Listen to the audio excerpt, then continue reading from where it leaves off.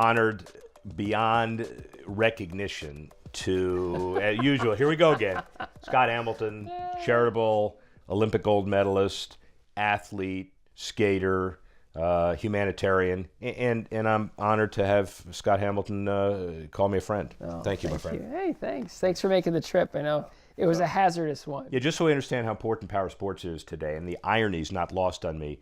So this is a Olympic gold medal champion, and he can't get out of his house because the ice is too... Well, it's no four-wheel drive cars. And in Nashville, you know what? It's a great excuse to stay home and be with family. We'll talk about general philanthropy in a minute, but learn to skate, the NHL. Describe for us your philosophy around learn to skate. Well, I got into skating through a Learn to Skate program at Bowling Green State University, and the main thing I remember about it was just me and 150 other kids having a blast for 4 hours. My parents had to threaten me to get me off the ice, and that's the environment that I have created. When you put a skater into Learn to Skate, you eventually get the entire family into Learn to Skate. They become more invested in the facility. You create a whole community of every age level of skater, whether they want to pursue hockey or figure skating, recreational skating, or just get involved with the rink or the skating club or the hockey programs. It's creating this brand new community of people that have everything in common, and they just love to celebrate ice. We've got over 450 kids right now in Learn to Skate. We have over 150 3-year-olds. You know what that's like? It's cats in a bathtub. But it's so much fun. That's well put, actually. It's so much fun. Yeah. Every time I get to the rink, I'm like everybody else that walks in on Learn to Skate Day. The second I hit that front door, there's a smile on my face, and I can't wait to get started. Let's talk about some of the various philanthropic things that you do. The Scott Hamilton Cares Foundation, talk a bit about that, where it is, where it's going. CARES started off as an initiative at the Taussig Cancer Center at the Cleveland Clinic. A few years ago, we decided to just start brand new, take the brand and build a dedicated foundation, thinking that we could really go broader, bigger. Every year we've been able to grow. Every year we've been able to pay our bills. Every year we've been able to make a contribution. This year is the biggest one we've made. So every year we're growing and we're building our base and we're setting a solid foundation, and we're really trying to fund the future of cancer treatment options. All right, we're segueing because this is struggles in earlier life, illnesses, setback, teach you to be stronger, one of the central messages of the book. But you tell us what the central message of the book is.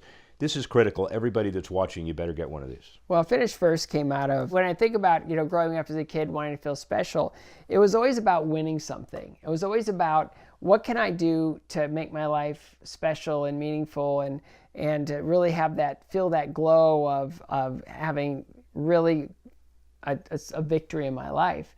And I had a lot of setbacks. I had a lot of knockdowns. I had a lot of things, and through a lot of failure, through a lot of other components that would normally defeat somebody, I found a way to get stronger. And I figured out a way to go from being the guy that came in last a lot. I won some, but I was last in the important competitions. I needed to figure out a way to win, and I needed to figure out a way to really drive myself to take advantage of opportunity in order to be successful. And so it just sort of ended up in a book, and it's called Finish First, and it's basically a call to action for anybody that wants to change their lives for the better. It's an argument for and a guide to being the best you can be. If you look at a recipe or a pie chart for success, failure is the largest single ingredient.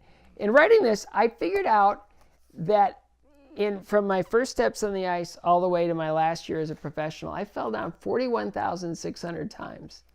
Got up every time.